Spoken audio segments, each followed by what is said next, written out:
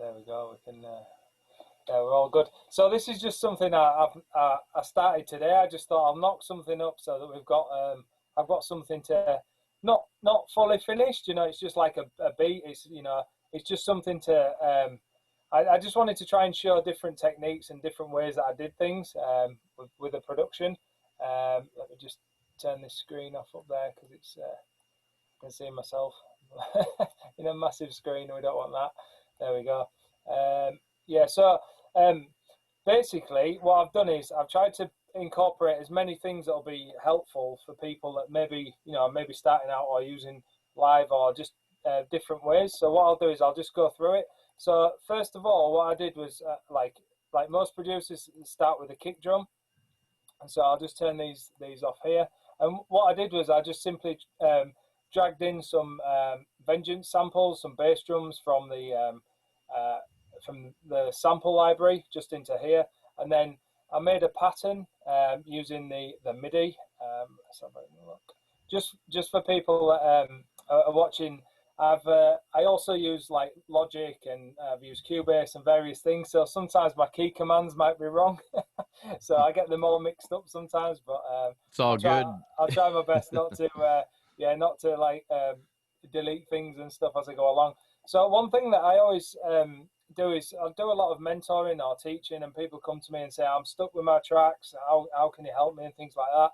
So what I do is I try and get people past the, you know, the stumbling blocks of like what you would get and where it's just predictable. So if you look at this, it's quite basic, but what all I've done is I've done a 4/4 kick, but then every now and again I've put a lower velocity kick in there, and that, if you can see these ones with the lighter colors, darker colors even. And then what it does is it gives the track a bit more groove. So I usually do this various ways, whether it be with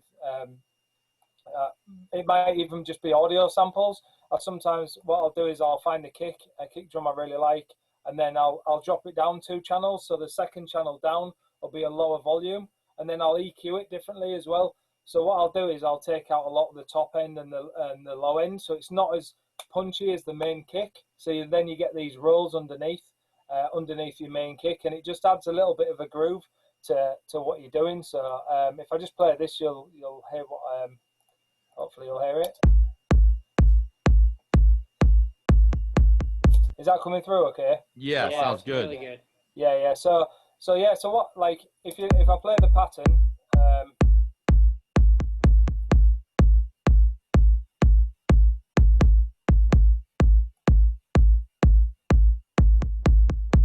so you get the idea. So it's not just a 4/4 all the way through. And then what that does is that breaks up it just being so rigid and stiff, and just being like, and you can do, you know, you can get clever, you can do rolls. And what I tend to do is I do like, I'll do 8 or 16, and then I'll copy it across a few times, and then I'll just change the middle one and then change the very end one and things like that. But I did go fancy on this one, but then when I put the beat together, I had to take it out because there was quite a lot going on and the rhythms didn't really work.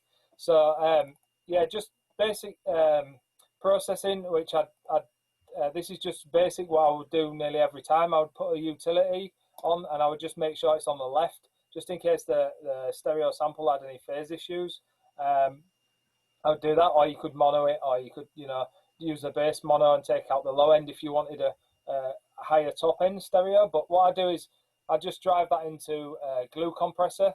And what this does is I make sure it's on a fast attack, and I play around with the release, but on this time I've tried to make it so that if you've got you imagine the kick as a waveform, as a triangle. What I try and do with the glue compressor is just compress that top end, the top of the kick. So the very first attack of the kick, I just try and like compress it down. So you imagine it's a triangle. I just try and get that triangle. So I'm almost cutting it off because I use the soft clip.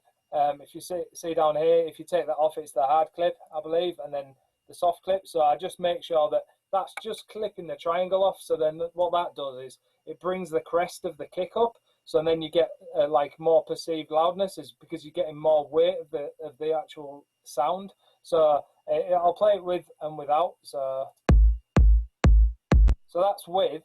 I'll play it more in a second, but I'll just explain so what I do is I just make sure that the clip just clips it, because you don't want it to clip too much, because what it'll do is it'll square the waveform off and sound distorted. So I just a tiny bit of makeup gain, and then I just make sure the needle's just moving a tiny bit, just so it's taking that corner off.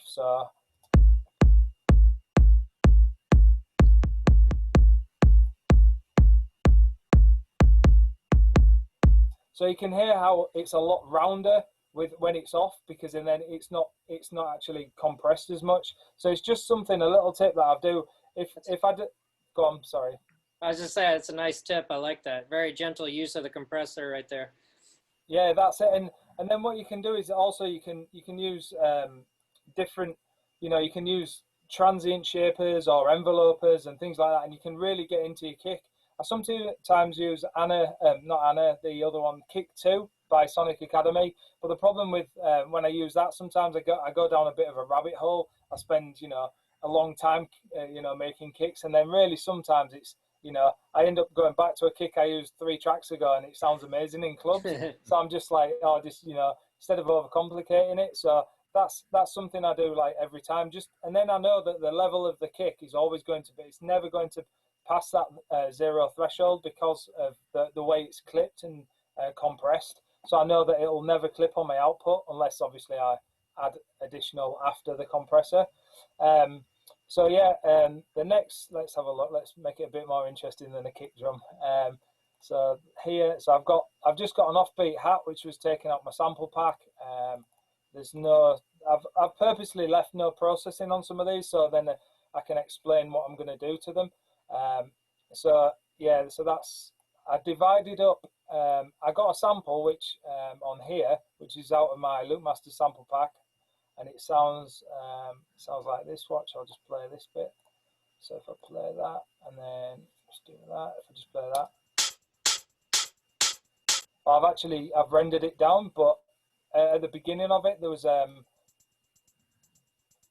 tiny little shaker, and what I've done is I've divided the two, so I've taken it, so I've got more control over the mix out of that loop, because otherwise it would have been, let me have a look at this one, yeah, otherwise it was too busy, and I didn't want the shaker, the 1/16 shaker, I needed it either to duck with some, let's have a look, yeah, with a Kickstart, which is, I'm sure everyone's familiar with this, when Nicky Romero was in his prime. It's a Kickstart. It's just a sidechain device. It's for people that are lazy, that don't want to create ghost kicks or have a signal going to a compressor going up and down. But I use this quite a lot, just out of habit, because the good thing about this is you can adjust, or you can copy it, and everyone's the same. So it's never going to. You don't have to worry about your breakdowns. You can change. Keep it like that. So I've just lost the zoom screen. That was always my issue with you actually doing the real the benefit of those plugins is when the kick stops in your track, you can still have the sidechain going. I used to always have to create like a dummy track and dummy kick track that kept going. So yeah, and the one thing I've found as well over time is if you've got a ghost kick, I call it a ghost kick, where it's not the audio is not going to your master, but what happens is if you change your kick drum, like you might get to the end of the track and think, oh, it's a little bit too heavy, or it's a bit light, or then you've got to then change the ghost kick, and how that's shaped determines on like how everything else moves. Yeah. So like it sometimes works really well with your bass, because then the flow works together with your kick and your bass, but then other times I just find with this, my favorite settings are normally around 60% on a sub-tight bass, or if I have it nice and tight, the magic numbers for me are 30 and 60, and if people use that, if they try it, they'll probably understand why. It just seems just the perfect sort of amount, and also you can automate it as well, so you could have it going more if you wanted it as the track went on, or if you were to do more of a pumping effect. But so yeah, so on the hats, if you're familiar with live, what I did was at the beginning of the track, how I would start it out so I wanted to get a bit of a vibe. I mean, it's not a track, because you can see there's not a lot going on, but what I do is I'll do this and I'll make a solid start, and I make sure that everything, like all my drums, are really, really hard hitting. They're really well processed and everything else. Because then once you've got that, once you've got everything sat right, then you can just add to it and it'll sound really good. Depending on what you're making, you know, if you were to make really busy, sort of a lot more atmospheric stuff, you might want to use a lot more loops and a lot more effects and things going on. But with my sound, I like to keep it quite raw. I like to keep all this stuff really, really tight and heavy hitting. And then what I'll do is, once I've done my loop at the end, once I've built the structure of this, I'll then add the like wispy, like atmospheric bits or the other bits around it. So so what I did was, on the beginning, I took the hat from the loop, and you'll hear in this one, if I press there, take that off. And what I did was I shortened it by, if people don't know, I'm sure you can see it on a lot of tutorials, but down here on the left, if you make sure that that's on beats, it's on transients, and it's going, the direction's going forward, and then you can adjust that, and it acts like a gate where it brings the release down. So if I have it on 100 and I play it, oh, there we go, on that one. And then if I bring it down, it brings it tighter. That's cool. Like that, and it works really, really well. So if you've got a sound, like say if you had a sound like, if I just loop this bit, say just so you get a bit of an idea. Let me just do this, so you get an idea. Might have to put them together, like so. Like that. So if you were to do, we'll probably do that again. There we go. Just right, I'll do that. This is just for demonstration, and then I'll change that down there again to beats, forward.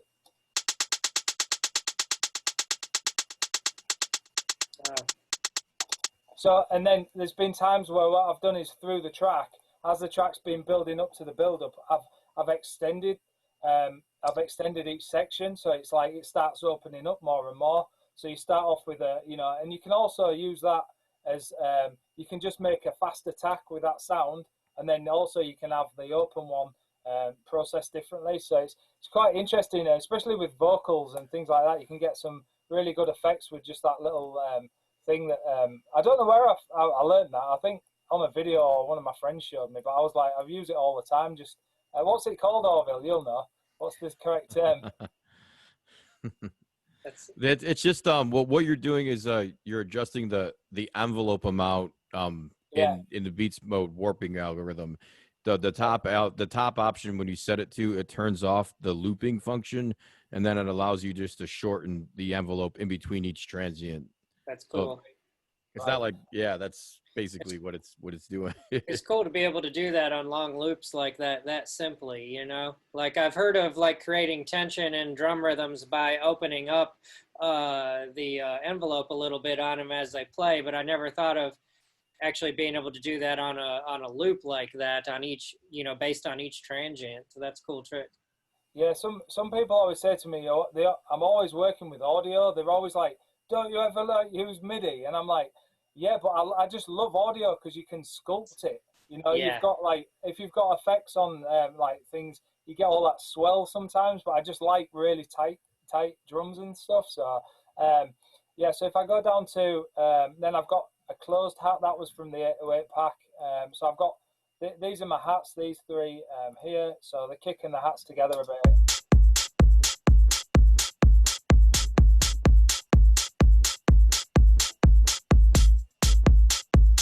So yeah, they'd be there. Let me have a look, see if I don't think I put anything on those, just because I want to do that later. And then the claps, I've chosen 2 or 3 claps. Reason being is just because if you listen to a lot of my productions, I use quite a lot of loose claps. They're really loose, or they're layered a lot. And then what I do is I make them loose, and then I'll tighten them up by using. If I show you on these ones, I think I've got reverse one on these. Right, so if we go to put those in as well. Actually, I'll just put it all in. Otherwise, it's boring for you to listen to. All right, there we go. Oh, bass line. There we go. Oh, it's all in now. Here we go. I usually group everything so that we can. I can just turn groups on and off. But I want to show people that that how I group things and how I process them together. So.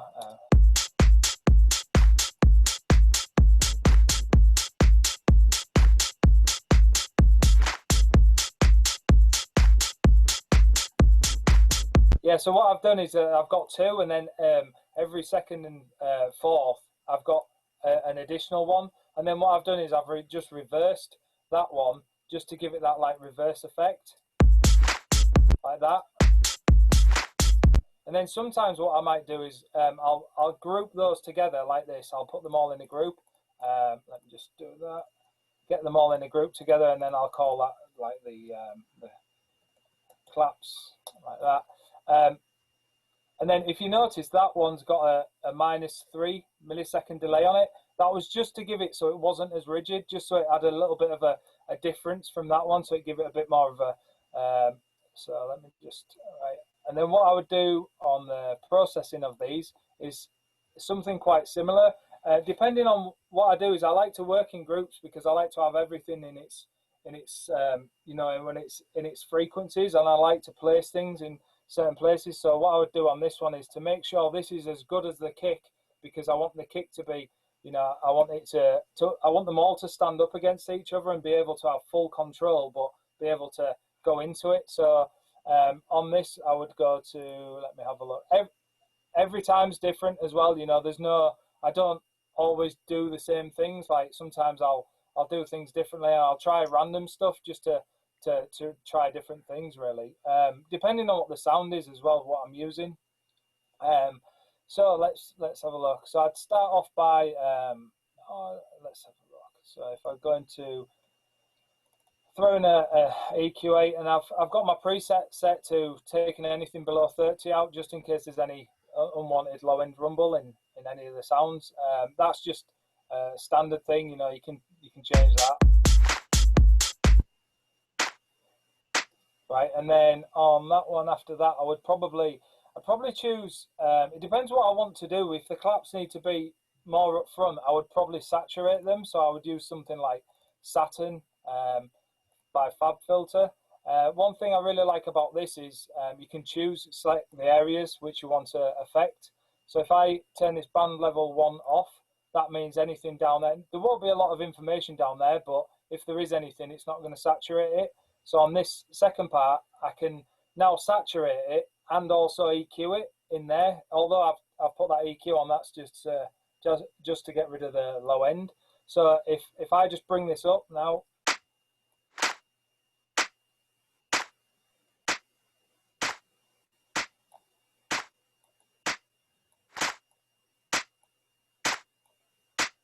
and there, if I just A and B that, I don't know if you can hear it. Depends what device you're listening to.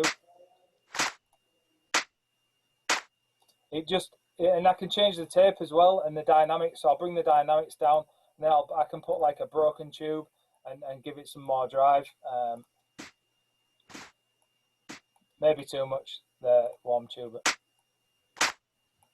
So now I feel like there could be some more attack. There should be a little bit more coming through. So what I'll use is iZotope have a really cool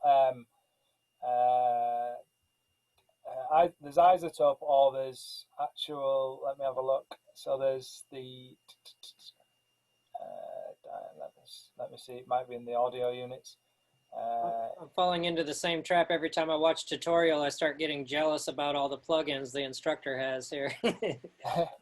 Yeah, a lot of the time I just try and use the same ones, and once you find your groove and yeah, but this is really cool by iZotope. So what you can do is you can select your bands, and then so I could select the frequencies, a bit like the Saturn, how I could in that. But what this is, it's a transient shaper, a bit like what we were talking about earlier, like an enveloper, but you can split your bands up. So if I want to make those claps come through a bit more, I can just use this by going.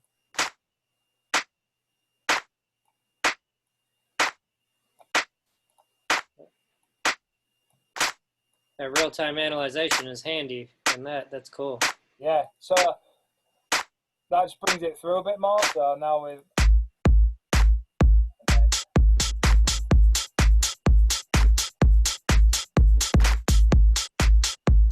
and then after that, what I would do is, I'd have that before. So what I'm doing is I'm pushing the transients into the satin, so it'll add like saturation and harmonics.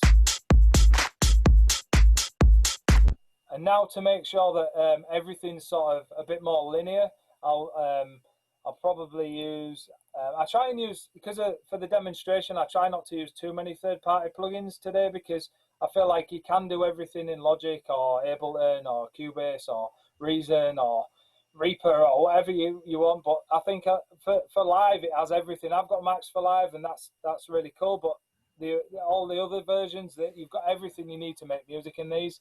And they're getting better and better every version. It's like I started on 7. I've still got the CDs and stuff. I ain't even got a CD drive anymore, but yeah, it's great how it's come on. Yeah, it just made me think of something I got to grab real quick. I'll be right back.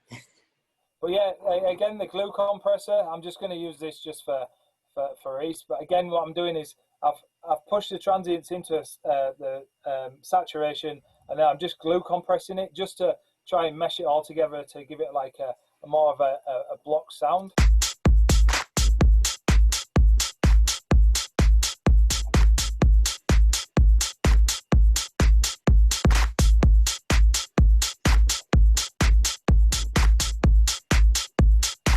So then occasionally what I'll do is I'll also go into the samples, and it just depending on what they are, I might even like try transposing them down, or use a pitch on the actual group itself. So because I sometimes feel like, especially with like claps or hats, just knocking them down a little bit, or sometimes you can put modulation on them. So if you put a modulator on your hat, so it pitches up a tiny bit, so the first bit's standard, and then it just pitches up and it bends, it modulates on the pitch. That gives your track a lot of energy sometimes, but this time I've just pitched it down by 1 just to see what it sounds like.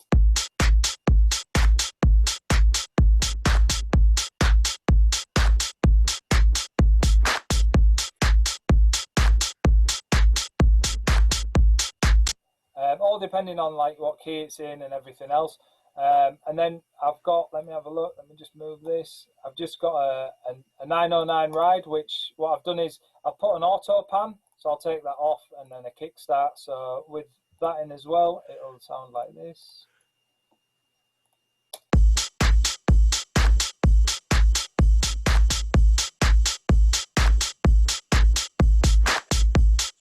I think the Zoom is not transmitting in stereo, so we might not be able to hear it from our end with the auto pan. Right. Is that just because Zoom's Zoom? Yeah. Yeah. All right. But anyway, what that's doing is it's just panning left and right. I'm sure everyone's familiar with it. It can be called tremolo. It's, you can Sound Toys as Pan Man and all that kind of thing. But what I do is on this, I sometimes have one element that pans left and right. So it could be a shaker or something. And then what I do is I flip the phase of it. So as one's on that speaker, the other one's on that, and then they switch. Just making sure that it's not too, the amount isn't too much, because otherwise you're just going to get a phase. But I just make sure they're hard pan left and right, and that sometimes adds a really nice stereo effect just to get it lower. Right, let's have a look what other stuff. Right, so what I'm going to do now is I would group the drums all together. When I say the drums, I mean like the hats, the shaker, the closed hats. Let me just see what's this breathy thing. It's probably a breath.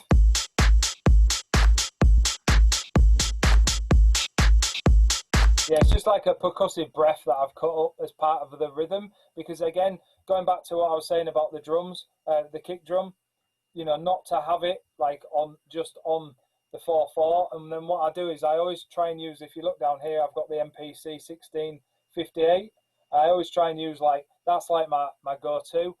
You can change the the quantize and everything and the velocity and all that sort of stuff. But I just try and keep it all simple until I've got that solid groove, and then I'll put it in as together. So I'll put the ride, the tops there. They're another set. As I say, I just made this this afternoon before I did it. So because Nice. I wanted to show you, because I didn't want to just open a project and just go, here's one I made earlier. I wanted to show you the process of what I would do at this point, you know, because this is probably the point where people had come to me and say, I need help with my tracks, I'm stuck, or so it'd be at this point where they've put all the sounds in. But so then what I would do is I would make another group here. This is just the way I work. It's not, you know, there's no right or wrong way. It's just how I do it, because I prefer to have groups. They're like subgroups, like when you've got a mixer and you've got, you know, all the different areas. You've got more control. You can shape the areas and then put them together, and then overall, then it's just a way of doing it. The way I like doing it. So I'll call this drums. So although it's not all my drums, I always call it my drums. One thing people always ask me is, they say, do you put your kick drum in your groups of your drum groups? And I never do. My kick drum is always on its own. If I've got 2 or 3 kicks, because sometimes what I'll do is I'll use kicks as like a rhythm underneath. I'll just make a little group with the kicks. But I can't tell you if I've ever put, the only time I've ever put a kick drum in a group to compress or process it is if I wanted it like a complete sound. So if I was making like French house or something that's really, you know, like you wanted it all squashed and you wanted it all to be like as one. If I wanted to make something sounding old, like it was on vinyl years ago, you know, real like sort of distorted, or like the laces, the pumping all together, that's the only time I do it. Other than that, I just have it on its own, because I find that then when you've got it on its own, again, you can just you can do what you want to it. You know, you can saturate it more, you can make it, you know, shape it more, and then make it fit with everything. But whereas if it's in your drum group, it's going to take up all the headroom on your processing. So as it hits, the gain reduction is going to be, it's just going to be eaten up by your kick drum. And then so by the time it's come back up on your claps and everything, you just lost it. So hopefully that makes sense to because Do you ever group your kick and bass together in a separate group? Not really, but I'll show you what I do with my kick and my bass. Cool. And it might explain it. Cool. Right. So so on my drums now, I would let me just put them on there. So I would class these as my drums just for now. Right.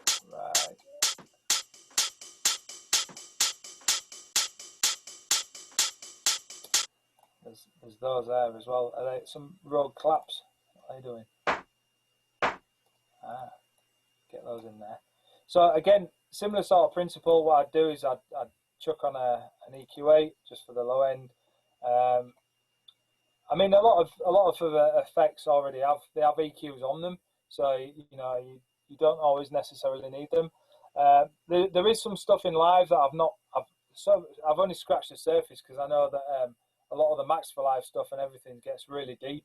But I only try and stick to what I know, because otherwise I end up going down a wormhole of trying stuff, and then I'm just like, 4 hours later I've made like this weird like cricket sound for when it should have been a kick drum. So but yeah, so after that, again, there's a really cool thing that I use. There's a couple of third-party ones which I'd like to mention. One is the D16, the Decimort, which is I guess it's a bit like the Redux, so it's like a bit crusher, quality bit crusher, and I use this, so I'll use that in the chain. And then what I'll do is I use the Sonox Oxford Transmod. Again, this is similar to it's very similar to the transient shaper. Orville, is there a transient shaper in there is a transient shaper in the drum bus audio effect. Right, in the drum bus. Right, I didn't know that. I'll have to check that out instead of. Yeah, it's a one knob transient shaper. It's kind of like you go right, it brings up attack, turns down the sustain. You go left, it does the opposite. Oh, there, it's a very basic, but it works. gets you close. Yeah. I've seen that on a few clients' projects with the boom and everything else. Yeah, so I'll check that out when people aren't watching. So, but yeah, this is a great thing. It's the Oxford Transmod. If you put the overdrive up, that adds like harmonics and like gives it that plus. I think it's plus 6 dB. It's more perceived loudness. But then what I do is a similar principle as earlier. What I was doing is, and I just put the ratio up a tiny bit. So then this really is adding the attack, and then it goes into the decimort, which is you've got to use it like most saturation, harmonic distortion, or anything like that. You've got to be really gentle with them, because otherwise you're just gonna add harmonics and then you're just gonna trash it all. So what I do is I just have it very, very small, like 5 dB on that, and the wet and dry not even much, unless it was for an effect where I wanted it smashed. But yeah, so if I play the drums now with that on, that's the claps. Let's try the drums.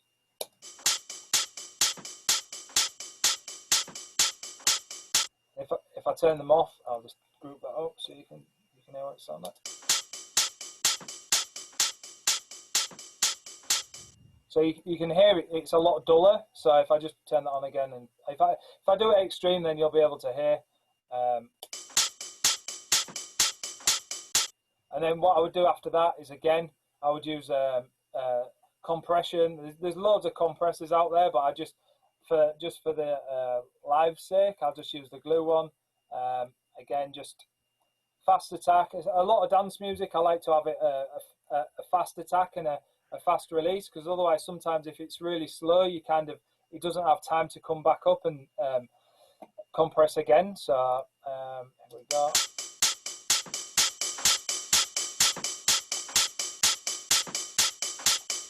There we go. And then, I mean, sometimes I EQ it after that. It does vary. There's different ways of doing it, but what I try to do is process everything individually. And if you know, like, I'm sure you've all heard it before, but there's two parts of making music. There's the creative side and then there's the technical side. And it's important to divide those two, because otherwise, if you spend all your time doing this, you know, you're never going to write the track. But I like to show this because I can't show people how to write amazing bass lines, or that's not my strongest point. My strongest point is this, and this got me to make my music. Like, I was struggling to get it to sound like I wanted it to, so this is all the stuff I've learned to get it to that point where I'm just like, oh, it actually sounds decent. So all these little things that this is what I do every day. So right, so if I put that together with the kick and the claps, and then now what I can do is, you can obviously see that I've got my drums, my claps, and then I've got options now. I can EQ one differently, or I can make them sit, and now I can even have them working together. So when the clap comes in, I could have the clap now compressing against the drums. So whenever there's the claps in, it could drop a frequency of where the drums are to bring the claps through and things like that. And then you're going to get more of a, you know, it'll just sound more cohesive. And just getting all the frequencies to work together is just like, that's what like a mix engineer would do if you just wrote a track and it was all over the spot. And you'd give you it, and then they'd sort of make space for things and place things. I guess like if you were mixing band music down, you'd put, you know, the guitars there, or you'd put then you just make everything work together. So together that should sound.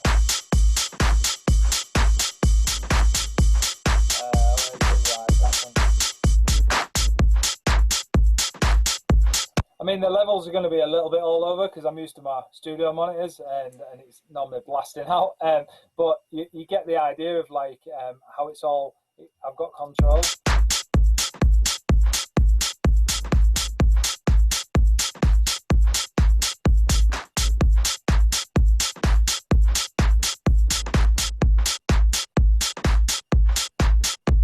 And then these breathy things, these are just to add to the, like what I'll sometimes do is, depending on what these are, I might just throw those into the bus there, because then I know it's going to all sound well and it's all going to be processed right.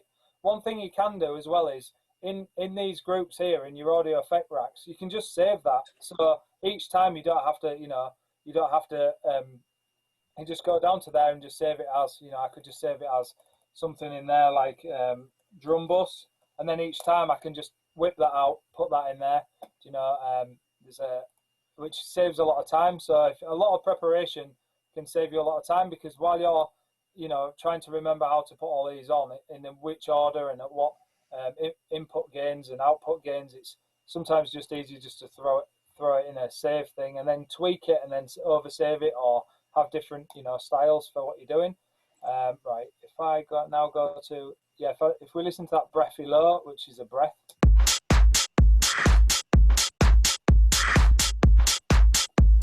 So what I'm doing now is putting in breathy things, is because I want it to not just sound like it's a drum, like come out of a drum kit or a drum machine, or I want it to have some natural elements. So that might have just been like, I don't even know what that was. It was just like a one shot like that. So, but do you find these are just samples that you found, breathy samples, or you actually ever record your own? I do record my own, but I don't really like the sound of my own voice, most people do. What I do is I do a lot of like field recording as well, like when I'm out places, well, when I was before, and when I was on tour, I could record things or conversations, or I'd find a lot on YouTube. You know, there's some great like just things on YouTube that are just like random, like people be like newsreaders will interview, and they'll just breathe in before the next sentence and just take bits like that. And these were just purposely just for the session tonight but again, it's I try, like, the main thing I'm trying to get here is I just try and get these in so it doesn't sound all like drums, or this fills out the gaps.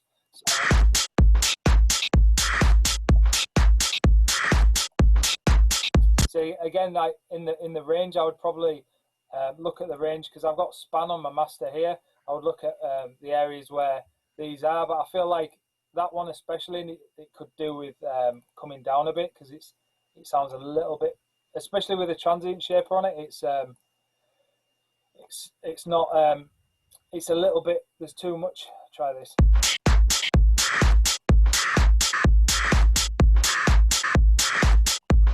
Right, and then this can be super boring if you're advanced, so sorry about that, but it's good for people that are starting out.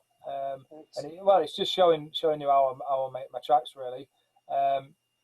Right, so the bass line, I did it in a hip hop sub bass in here. I'd never really used that. I just thought, I'll give it a go and see what I can do. So in this one, what I did was I put a glue compressor on, just to try and bring down the fundamental note, just to bring that down a little bit, so then the other overtones and everything, the other harmonics come up a little bit, just to try and balance it out. So what I'll do is I'll turn these off and I'll explain. So there we go. And the bass line, like playing bass lines is not my strongest thing. Playing any melodies in is not my strongest thing, because I'm so rigid when I play things in, like probably a lot of people are. And my scale, like 80% of my tracks are all in one scale. Not many people know that, but they're just all in one scale, because they're the notes I go to every time. So that's why my tracks all mix well together.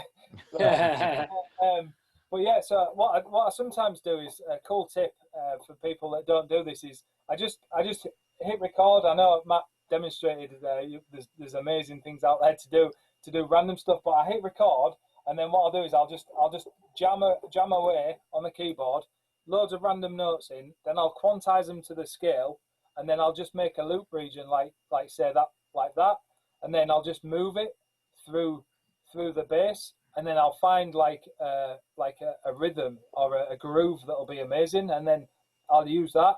Like there's a remix I did, the Body Dripping remix I did for a couple of years ago, and everyone says, "Oh, that bass is amazing," and all I did was like bashed a load of notes and put it in, and it made sure all the note lengths were the same, and the velocity was the same, and it gives that rhythm. And then try move the swing, put it on like 58 or something, or C or whatever you use, and that really works. For this one, I actually played it in, so it's pretty whack, but you get the idea of what I'm trying to do, because I wanted to do it as if I was making it like a natural way. So the bass on its own sounds like this.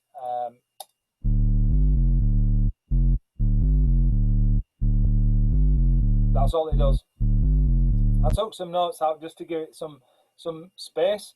A lot of the time, I've noticed over the years as well, if you, especially in like the track I did for Dirty Bird, the raw track with my friend Alex, on the notes, it was hitting, the bass line was hitting, but because the bass line was an upright bass, and it sounded like a plucked guitar, it was from Trilogy or Trillion, and when it was hitting on the kick, it was the same frequencies as the kick, so it was losing a lot. So what I had to do was I had to put each note, there was 4 notes, and I had to put each note on a separate channel, on a separate synth, and then I had to EQ every one differently, and the notes that were actually on the kick, I had to duck out the frequency of the kick when it was on the note. So, and then together as a group, it worked really well, and it came out. But when it was together, the bass line wouldn't work, and it's similar with this one. So this one, you can see the notes are on the kick. So when it's on the kick, it's going to affect with the, if I play that together, see how they're just fighting, and it's like it doesn't really work. So there's various ways I could get around that. One way would be is to flatten this. So if I was to, let me just duplicate this, just so I've got one for later. There we go. So if I was to flatten this, freeze track. Orville, is there any way you can do this where it doesn't get rid of the synth? No, you have to just keep it on another track, or yeah. Another workaround is if you freeze it and then copy it to an audio track, yeah, it'll still stay frozen, and then you can go back and unfreeze it later. Yeah. No, that's cool. Yeah, I just wondered because it's I just love learning as well. So yeah, so sometimes what I'll do is, again, I'll commit to the audio like this, put it up there under that one, and then wherever the notes are, wherever the kicks are, I will then, I'll shape this but in various ways. Could be like that. It could be, it could be a side chain, could be a multi-band side chain of the frequencies where the kick is. But that's one way of doing it. And also, it's a really good way if you do that. You can see if there's any problems. I mean, I can see there, look, there's something not going on right with that waveform there. So it's really cool to, like, especially when you've got these like complicated kick things. Well, not that complicated, but they are. It's good to see the waveform, because when it's MIDI underneath, all you see is a line. Whereas now you can cut out sections of where it isn't at. So if I do this, and do that and that, see how like the audio just cuts. So there's different ways of doing it. Just depends on what you're going for. But I sometimes do it that way if I can't do it with MIDI. But doing it the MIDI way, what I do is I'll go back to explaining my chain on here. So that's a glue compressor just to and then what I've done is I've taken off those top harmonics, because I want it a lot. If you listen to a lot of my tracks, a lot of them have a really big sub, and then it works with a kick, and then through the track I'll have more detailed rhythms on top of it. So if you're listening to it, you think, oh, that subs, the bass line's really big, but it's not. The sub's big, but then the bass line's just like a little, it's just another, like, probably a 5th or 7th harmonic on top of that. So what I was aiming to do with this is to squash down the fundamental on the here. If I do that, there we go. To bring that down, but on this one I didn't want to bring it down too much, because that's where all the low end is, down at sort of area down here around 37 D. Yeah, so it's on D. So, and then what I did was put a side chain on this one. So if you're familiar with this, it's Pro MB by FabFilter, and what I've done on this one is it's similar to setting up a sidechain compressor, but this is only going to affect the lower bands. So if I do this, and then it opens up the lower part, and there's a section here called Expert, and then you put the external. So the external signal will duck this frequency, and this is really handy. You can use this for a lot of things. You can set the your band, so you could set your band here. So if I wanted every time the bass line was going there, I could set like or a hat. It would use that area to trigger the gain reduction, which is really cool. Right, so if I go, but I get rid of that because I'm digressing. There we go. There we go. So it's so yeah, what I do on this, I have quite a hard knee ratio, like 4:1, and then you can compress or expand. It's really good as well if you want to get a bit more lower end out, so you can boost the lower end. So when it is open, you're getting 5 dB. So it's actually, you get more of a pumping effect. So it's not just the volume of the overall bass. You're only doing it to the lower end. So if I play it now, you should hear it with a kick.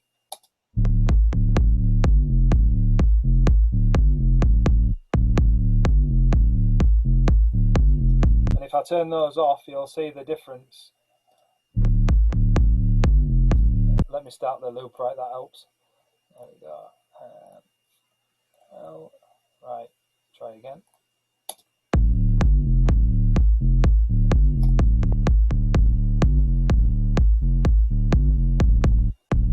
So that's what I was saying about the sub and the kick and not working together unless you do this. And this is one way that you can get more. People get stuck when they get to like doing their own DJ masters. You know, when I say DJ master, I mean like just so they can make it, so they can test it out in a club and things. And this is one thing that you imagine your kick and your bass are both trying to push and pull at the same time. Your subs are trying to push and pull, so that then they're phasing and it's not working properly, and that's where you get the so doing this, it makes them work together. And then I'll just throw a limiter on the end just to make sure that when the top peaks are there, if there's anything going over, you've got a ceiling, so it's not going to go too much. And now if I put that with my drums and the claps,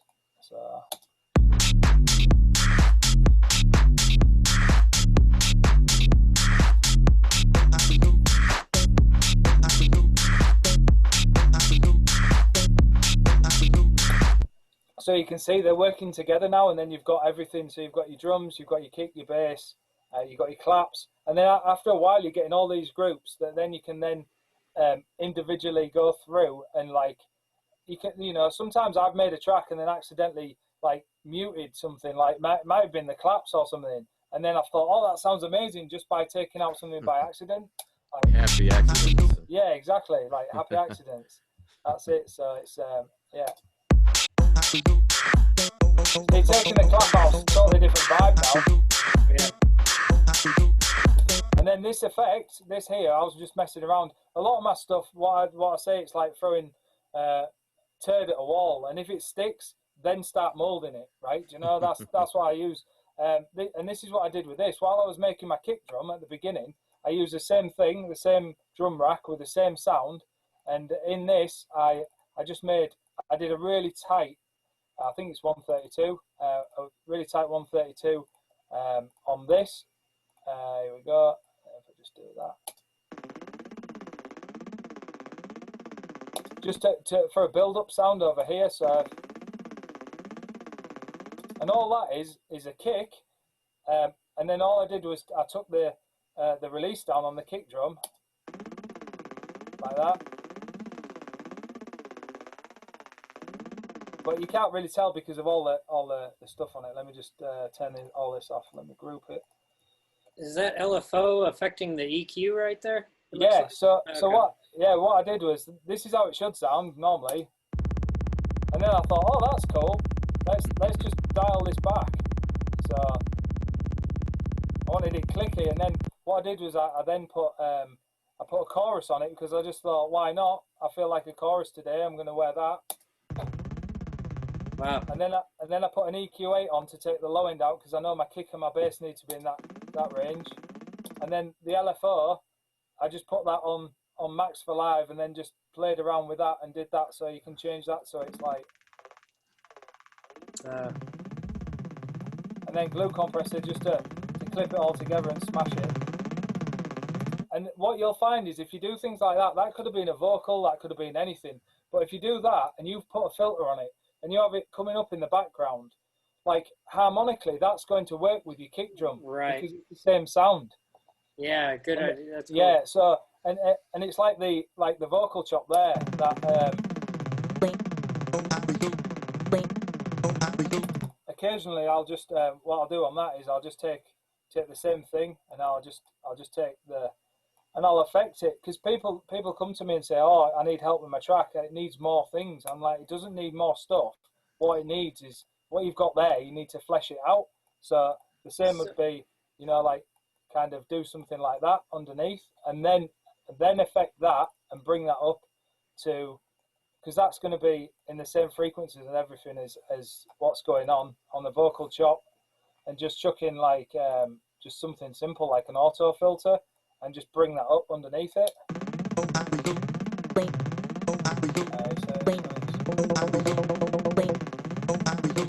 Yeah.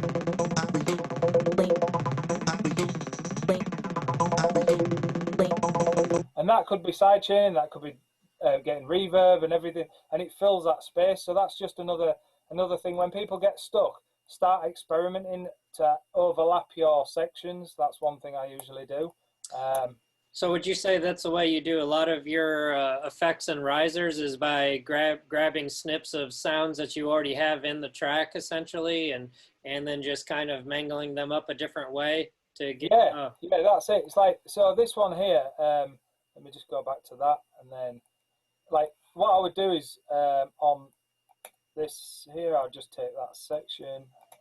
So this sound here, I would go to, I just get like a reverb, slam it on, don't even know what, I just go, oh, let's have a look, see what we've got. We've got halls, go on that one, concert hall, that looks cool. And then I would just, on that, go to freeze track. So now you can see the reverb tail basically, right? Flatten, like that. And then I just take that, and then just make it louder.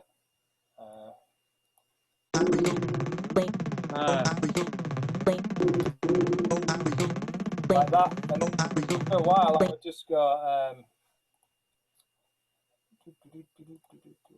And that really adds a lot of vibe to that build. Yeah. Yeah, and then so I'm almost making my own atmospheres by having the. Let's change that to there, like that, and then I would sidechain it and have it like, you know, doing some filtering. Filter delay. Yeah. Then I think, oh, that bit I want to make it different. I want to make it a bit madder, and it's like I just transpose it down by 8, not 8, and you shouldn't really do 8, but we'll do 8 and 11. So at the end, so you're making like your own, and these are the things that get you past those stumbling blocks of like trying to drag in another synth loop, trying to drag in like, these are the things that like make you think, you know, by accident you might just press something. Like for example here, I got a sound out of Anna, this one, and all it was a bass note that hit, and I thought actually that's quite cool. So I thought, wonder what happens if I reverse it. It's in the key of D. So what I did was I reversed it, put it in the key of D, added a glitch delay. Never used that in my life. I just put it on, automated it, erosion, automated it, compressed it, limited it, and this is what it sounded like. So it just went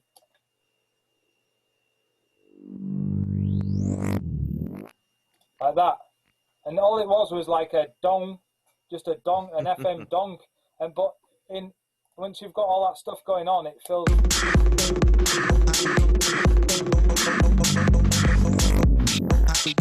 Wow. That's great. That's really cool. So yeah, so and then this is a really cool trick as well. I think this I was just trying the ARP section in that one, on this one, that's what I was doing with it. I don't think this really fit, but what I was trying to do with this was not have it on a rigid grid. So together I wanted this to it didn't actually start right. So what I'll do is I'll just put that like there. I think it's there. So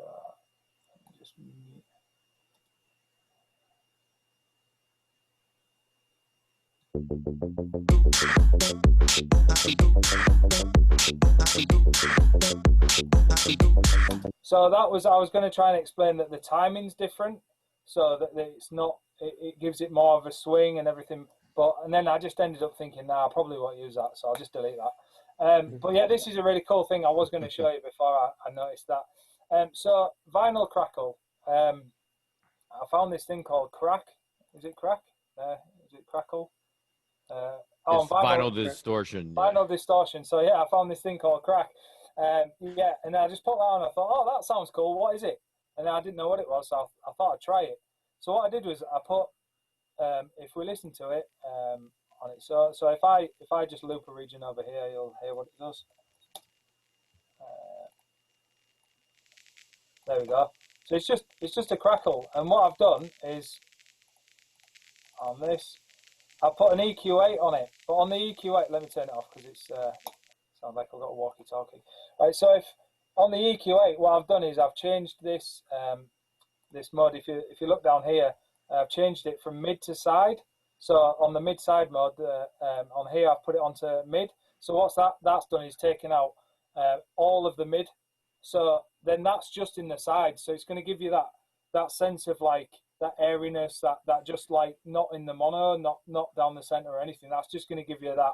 And you can sometimes like you can use choruses, phases, flanges, a subtle thing to give you that like and it just fills it out. So it fills out the range. So when the beat's going, you've got this crackle going on in the background and it's not clean. And then when your track's mastered and everything else, all the sounds and it'll all like once it's saturated and it'll all just glue together and it'll give you that like if what I try and do is it's like a held string. So if you have a held string in your track, you don't always necessarily hear it, but then as soon as you take it out, or white noise, as soon as you take it out, everything sounds dry.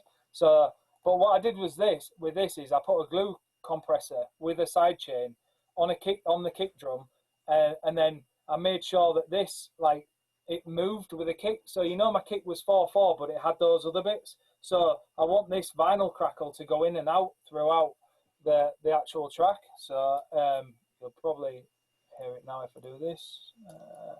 There we go. So vinyl crackle. So it's a constant rate now, but when I press, let me turn that. Oh, that's off.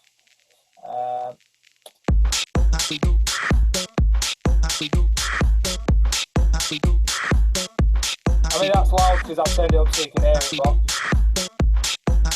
so I'll turn it off now, and you'll realise you'll think, oh yeah, it's really clean without it.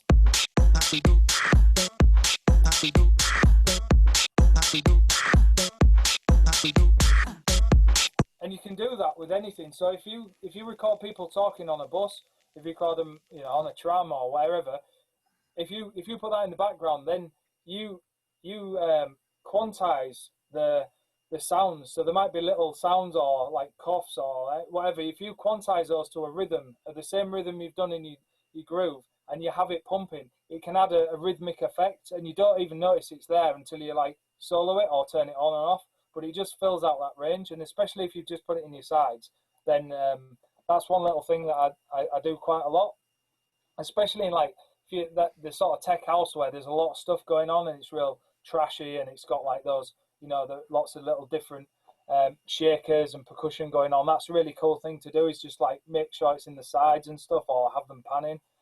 That's one thing I do. So what was that? The Basil freeze. Oh, that was just Basil. It was a nice effect I like just before the drop.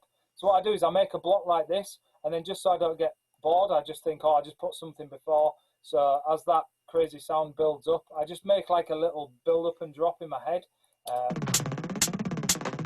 So that would do lots more, but the snares and everything else, and then it just goes.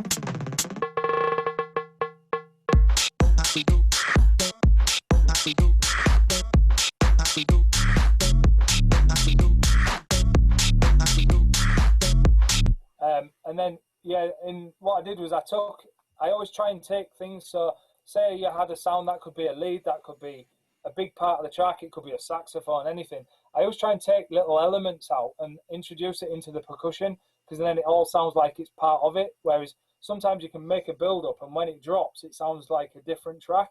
So on this, all I did was take the last little note hit on the bass heel, just on that. You'll hear it, this light blue one there.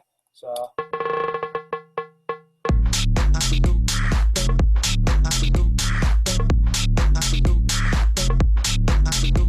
And then what I would do is I would then take, like on that one, I would have say a reverb, and then as that goes on, I just like, and this is how I do it. I just honestly just find, like, I'll just go right spacious, and then I'll find one day I'll go, that's amazing, and then I'll remember which one I've used. But I just love random stuff. That's why I like the Sound Toys stuff, because you can never really, I'm like turning loads of knobs and making it, but it all still sounds really good. So like what I'll do on that part is, as that goes on, then I'll have these elements like I showed you above, that one there, this here, all opening up or delaying or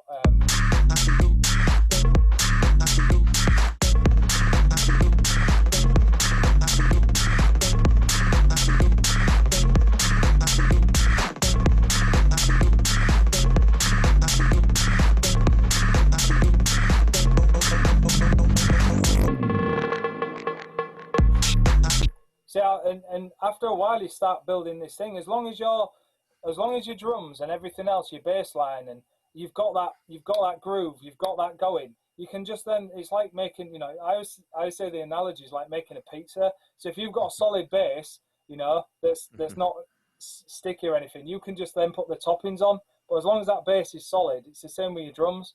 You get a solid drum groove and everything, and you'll listen to a lot of tracks that you analyze, that you want to that you're inspired by. If you listen to them and analyze them, you'll think, oh, it's only a 3-note bass and it's a sub-note, or it's an offbeat hat, or not hat, but it's got an offbeat thing in it, and it's so simple but so effective. And it's the same with this. And then what I would then do after this is, as you can see that I'm starting to build things up here in this section and it's going up, I would then start tailing things off. So now I've got my groups. The really cool thing about this is I can then chuck on here, I can chuck on, like, say, an auto filter with this, and then as the drums are going towards the end and everything's building up,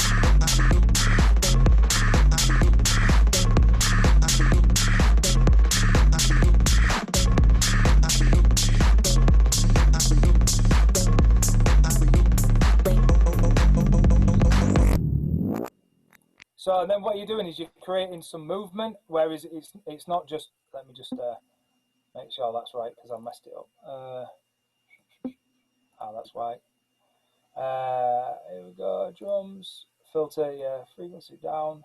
So as you can see, there's movement, there's automation, there's things happening all the way through, so it gives you that anticipation that something's going to happen. So I would chuck that on there, the drums. I'd probably turn filters on and off, so they're not on all the time, because sometimes they have tendency to have like phase in the low end or wherever you're turning it on and off. So I try and, like, I might even drop that down in the section where I've got it on and not have it on the one above. But again, I would probably chuck on a, where's that one, spacious one, chuck that on as well, put that in there, have that going up as well. So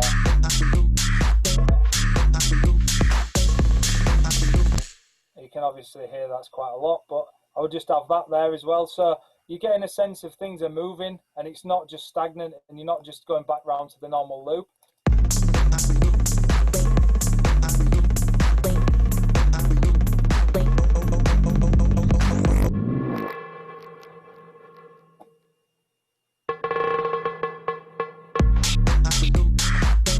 So you can get where I'm coming from, and then you can then get complicated with your leads, or you could start putting these really tasty sounds on, or you could get you could get things going. One thing I do want to mention is the what I put on my master, because a lot of people ask me that. So on the master, this is just for the purposes of today. You'll see that I've put on an EQ, again, just to take out, that's the Bax EQ by Plugin Alliance. You can use any EQ, that's just one I felt like putting on today for like the master. Saturn, I did the exact same thing I did with my hats earlier. So on that, what I've done is anything above, I've saturated it, so it's just a bit more pleasing on the ear. I wanted it a little bit rougher, I didn't want it too clean, so if I turn those off, you might hear it.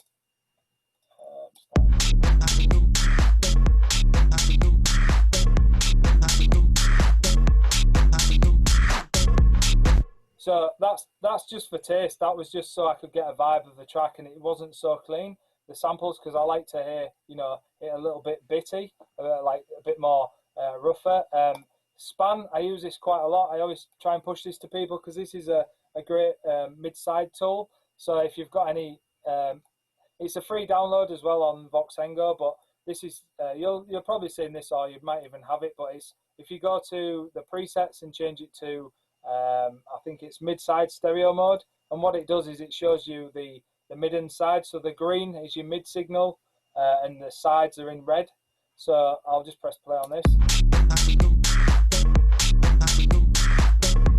So you can see both looks green, but the red is actually underneath. And if the red is above the green, that means it's out of phase. So your correlation will be wrong. So then you'll lose a lot of the power. Like I was saying earlier about your speakers, it'll phase on itself. So you might get that in breakdowns when you haven't got a lot of bass or kick drums or low end, but which is sometimes all right. But it's really important, especially if you've got exciters or anything sort of dynamic wideners and all. Well, I don't know the terminology, but if you've got a lot going on, spreading and things like that, you can think it sounds really big in your headphones or in the speakers, but really you're doing more harm. And this is just a great tool to sort of see where things are on the master. So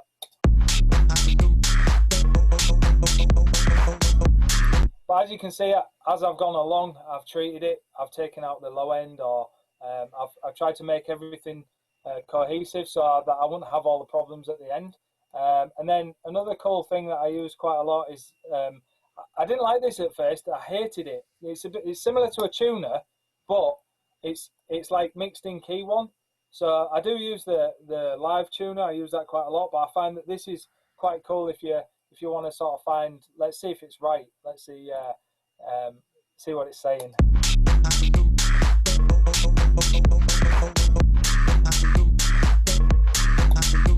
That's saying on that one.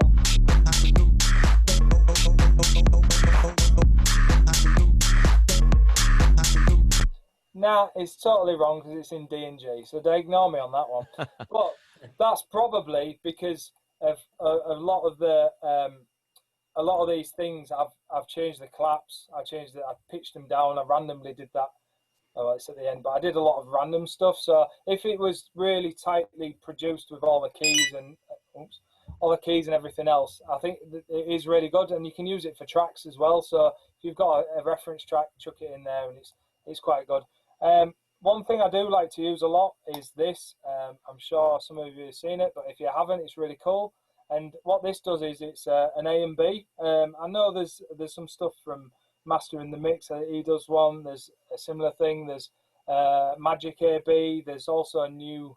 There's all these things. But this really helped me because sometimes when you're producing, you think, oh, that's amazing. I've got everything sounding cool. And then what this does is you can just A and B between the two. So while you're playing your track, you can then check. Let me just turn this down because I think it's freaking out a little bit. Let's turn that down a bit. Turn these down a little bit. There we go. So yeah, what you can do is that you can listen to your tracks. So like these are my tracks, or some of the tracks that I've referenced. So I can put that in, and you can match the volume gain, which is really handy. So if I play my track, and then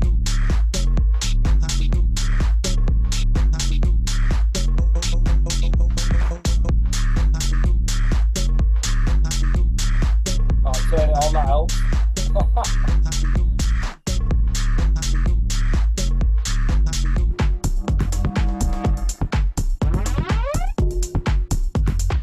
And you can flick through your tracks, and then you can A and B and see.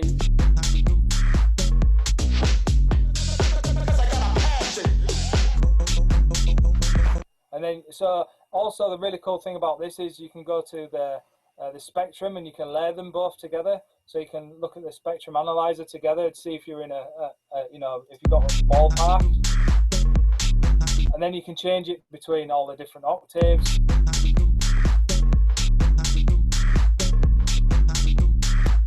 You can isolate all the bands if you want to just hear the sub, and compare your sub to another track, your favorite reference track.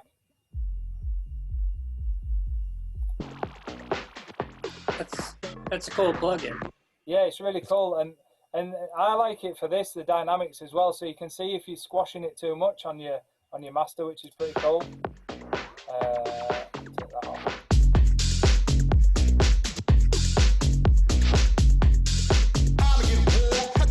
So like you might think it sounds amazing, but if I now put on this and I just squash it on purpose, it'll tell you it's squashed. So it'll say it's squashed. You can get your loudness from both the stereo imaging, correlation, and it's really cool. You can loop sections. Like if I wanted to loop a bit of my favorite reference track, but the thing to match the loudness is really cool, because sometimes you think a track's better because it's louder, but it's not. Yeah, that's like that. So I can see. So it looks like you can also save a bunch of reference tracks inside the plugin, right? Yeah. So if I wanted to then go to, it'll be embarrassing because if I do go to them, they'll probably say, "Oh, they're all missing." Yeah, there we go. Because I move them in my computer somewhere else, and then they're all missing. So, yeah, man. So that's basically how I do the track. Really, I'll do that, and then I'll have a day off. I'll have a break, and then I'll come back to it and go, right, what needs taken out, what can I keep, and what can I, and then just build it up really from there. But yeah. Oh, also another thing, just before I've got another one to show you. Are you two guys familiar with Serato Sample? Yes. It's that thing's been a game changer for a lot of people who have been talking about that one. Yeah. So I haven't tried it yet. Right, yeah, this is really cool, and do you know why? Because I know a lot of other DAWs have got their own, but this is cool because of the way the Serato engine works. So if I was to go to, let me just drag a vocal in what I've got from one of these tracks I'm working on. I just need the simple one. There we go, lead. There we go. So this is a vocal I've got from one of my tracks, and then what you can do is you can set it like any, like any cue point in like a. Right, let me just put that on as well. You should be able to hear it. Is that right? Oh, I know why. That's one thing you need to remember.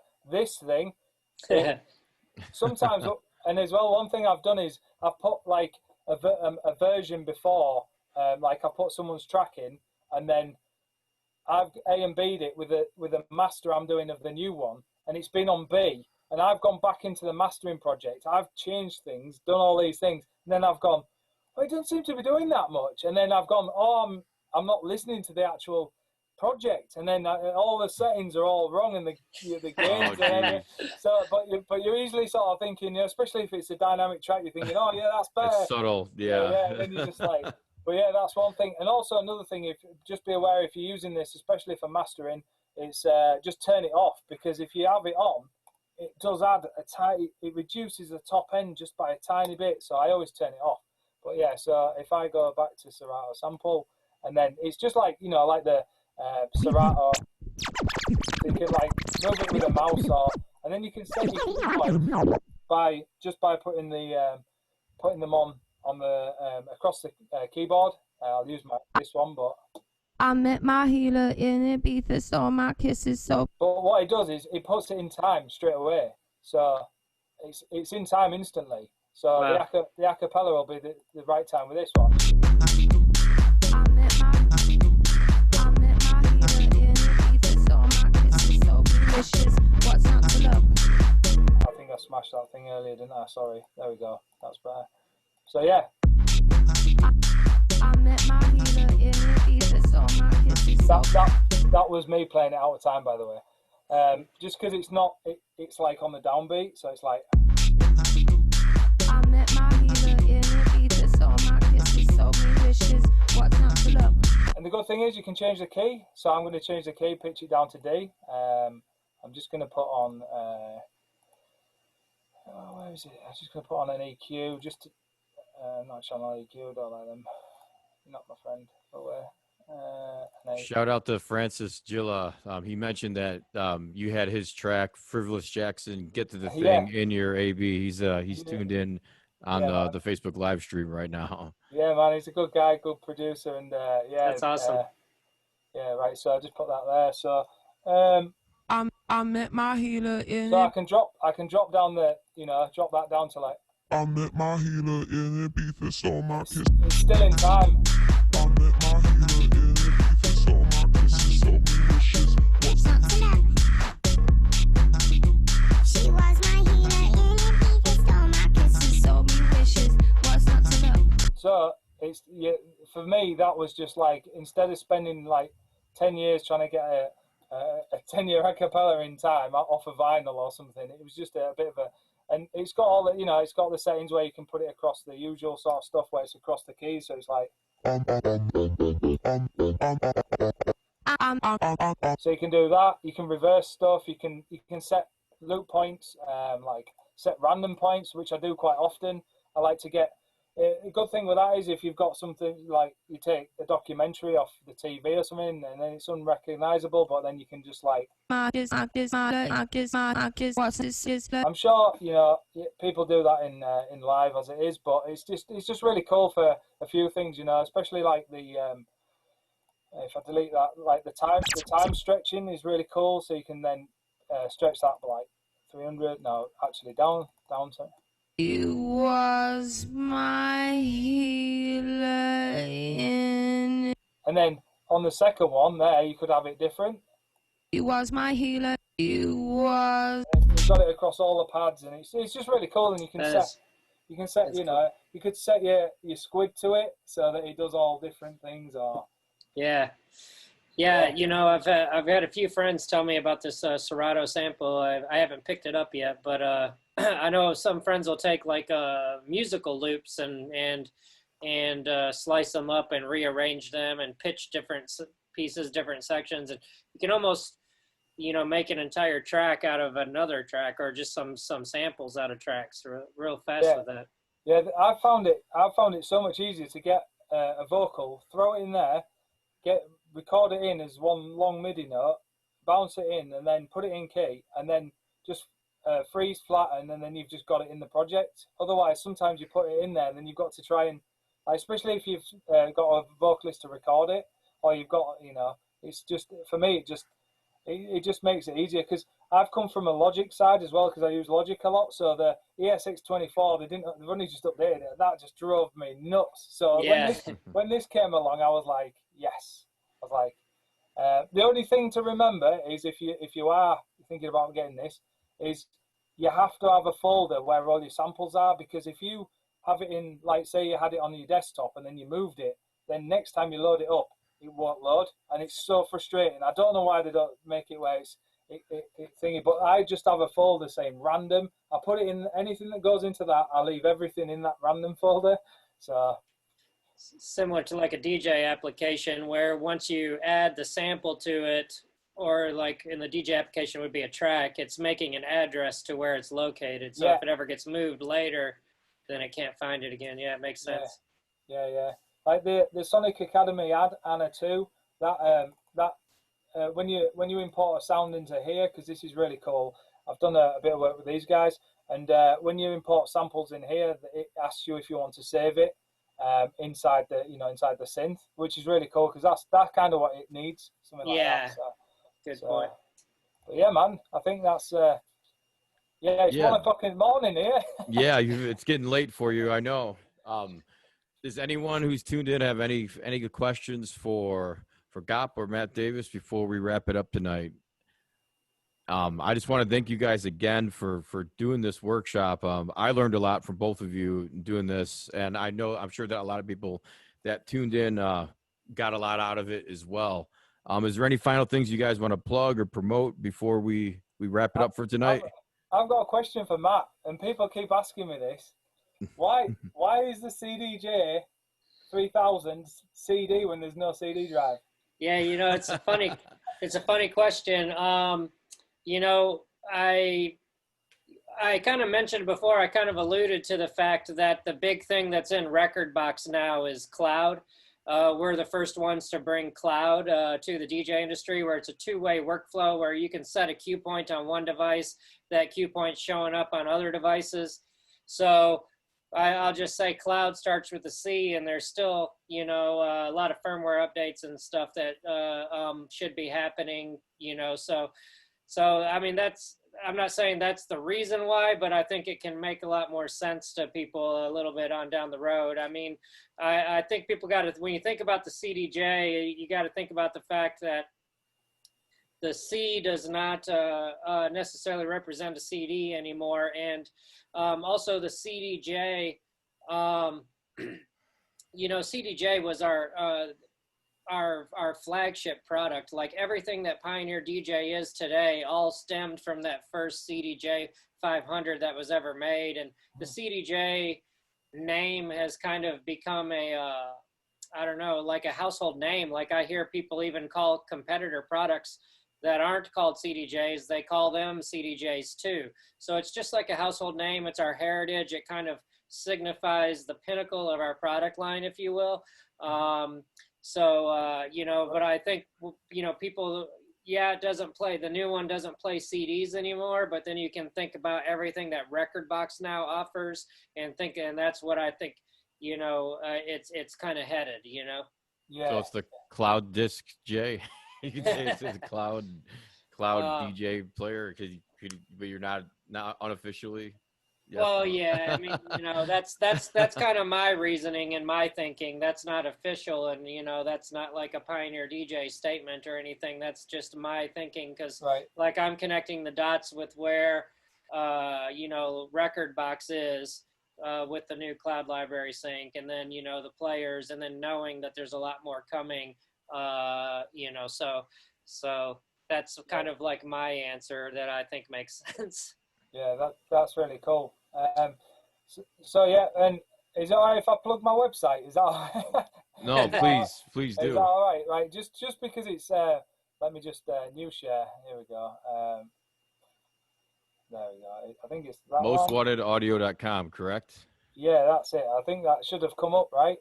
Yeah. Did that come up?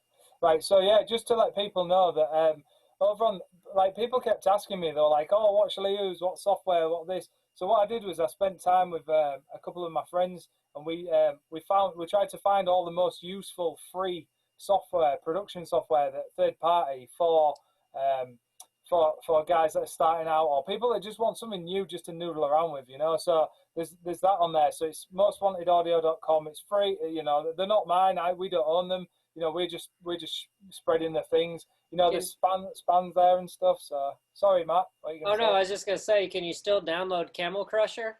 I think so. Yeah, because I remember like that one from the past, and I thought that, you know, Apple had bought Camel Audio or whatever. But it's cool if you can still get it and install it. I still got it working on my system, but there we go. Yeah, that's awesome. That's a really handy little plug right there. Yeah, sure. So there'll be some more updates on here. There's going to be an area where eventually, I mean, there's all the mixing and mastering services and the online. You can do the online one-to-one tuition and stuff. But there's going to be an area where I'm going to be helping people actually get the tracks to labels and things like that, where it's all being built. And I've been, just because I work with so many people and people ask me the same questions over and over. Yeah. And I think it'd be easy just to go, there's a link. You know, there's all there's the contacts for like all those guys. Send the demos to them instead of inboxing me every direction. You know. Yeah. So it's but yeah, that's all I really wanted to plug, really, just the website. So I was just going to show you, Orville, what I ran and grabbed earlier. I stumbled across this the other day. I've got my my first version of Ableton. I bought Ableton 5 manual here still. Wow. I remember when I bought this, like you had to buy like the operator and the simpler. Like I think you had to buy them separate. They didn't come with it. Right, they weren't included in part of the suite. Yeah. That's wild. That's almost 15 years old, that book, right? Yeah, it is. And I wanted to say another thing, like a lot of those cool tricks that GAWP was doing there with, you know, like grabbing bits of his, that are already in his track and then using those to make builds.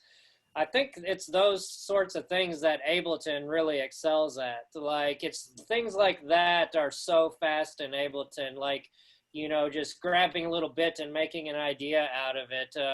You know, I've spent a lot of time in Logic, and I also mess with Reason, but I think the speed of Ableton for doing things like that is just unmatched. And the stability as well. I must say this, it's really stable. You know, I don't have it didn't crash once, and I'm not mentioning names, but other ones would have crashed, or I would have had to reshare the screen so many times, and they freak out when I change sound cards and things like that. So it's really solid. But the thing, like you were saying, Matt, about what I tried to do is try to show that it's don't overcomplicate it when you're producing. Like you imagine you go back like 20, 30 years, you know, you had drum machine, a synth, you had Ataris, you had Cakewalk and all that. It was really simple, and all dance music was made on really simple, you know, really simple things. Like it wasn't complicated like it is now, and I think a lot of people overcomplicate things, and you know, and I think it is just keep it simple, but experiment, and then together it works, you know. So that's all I can really say on that one. Well, it was really awesome to hear how all those little bits and tricks kind of come together at the end, you know, because every little bit, like when you're listening to a loop for the first time, you're not picking all those things out, but all those little things just add so much interest. And I really like that reversed bass sound that you did at the end. That kind of just really brought it all together. I felt like that was cool. I think making sample packs for a while, I think that's where I sort of sharpened my tools when I was doing it, because when making the effects were my favourite part. So I think because I've never been able to play the keys really well, or I've never been, you know, a drummer or anything, I think that's where like making the wacky stuff and experimenting has been like it's the fun part as well, you know. So, yeah. I mean, at the end of the track, you know, all these little things sound genius, you know, but they're like so simple and random, you know. But the end result almost just sounds genius, you know. It's cool. Yeah, I think if anyone's seen it, there's a good TV with Justin Martin and Walker and Royce. Walker and Royce do a thing on Wednesdays called, I think it's like Clunking Around in the Studio or something like that. And Sam does the live stuff, and he does it all in the other window. He records loads of things in, gets Reason in there, does loads of crazy stuff, and then he puts the track together at the end. Anyone knows Walker and Royce stuff, they're inspirations to me, and those guys really know how to work live and stuff. So check that out, and it's worth watching. They really do. It's a different approach to production, because it's almost like they're just making loads of wacky sounds, but then it's all in time, in key, and rhythm. And then they'll open filters, do all that. Then at the end, they'll have this like plethora of sounds and stuff they've made over a session, and then piece it together as a track. And if you listen to the productions, you're thinking so much going on, but it all works together because it's all being made, and it's really cool. So I'll check it out. So you mean they'll have like a separate session where they're just recording a bunch of sounds and stuff, but maybe make them all in a specific key or something, and then later they take all those bits in a separate session and use them as the ingredients to build the track out of? Yeah, I'm trying to. I don't know the exact term. Not the arrangement. They'll write a lot of content in the session view, and then organize them. Organize the clips they create in the session view into scenes, and then organize the scenes into different sections of the song, and then you can kind of go through and play through those scenes, and by the end of it, you have like a cohesive start to finish with a new song made up of all these clips and scenes in the session view. Gotcha. And one thing, what they were doing was they have the scene, and they'll have all the instruments. They'll record it all in. They'll save the project. It'll save it into the project files, into the recorded, and then they'll delete that strip. So they'll delete the instrument, then do another, and then so you're not having to have like 100, but they've still got all the audio from. It's really clever. Nice. I think I met Walker and Royce the same night that I met you at the Mid. Do you remember that night, Oliver? Yeah. I think they signed my T-shirt, fanboy. Yeah, that was awesome. That was an awesome night, man. I missed the Mid. That was a cool place. Yeah, definitely. It got knocked down a while back, and I posted a message on their Facebook, I think it was, saying, "Is my grey sweatshirt still in the back room?" Yeah, it's condos now. It's probably not anymore.